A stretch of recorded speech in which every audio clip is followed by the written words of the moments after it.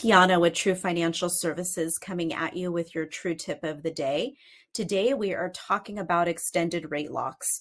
Should I lock 90 days, 45, or I'm sorry, 90 days, 120 days, or even longer if it's eligible through the lender that you're working with? And it's a great question, especially in a rapidly increasing rate environment.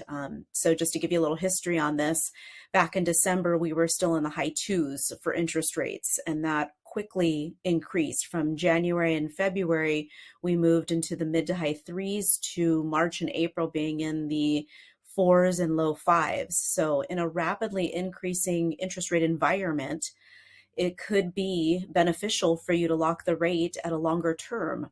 Now, why would you want to do that?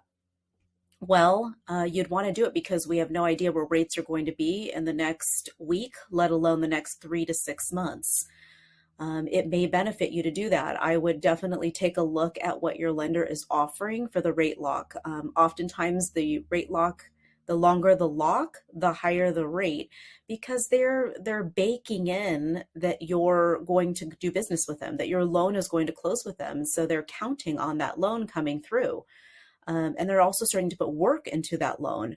So that being said, the rate is going to be a little higher than it would be with today's rate. So if you lock a 90-day or 120-day rate, it's going to be a bit higher than what you would lock at a 15-day or 30-day, which makes sense. The shorter the term, most likely the lower the rate.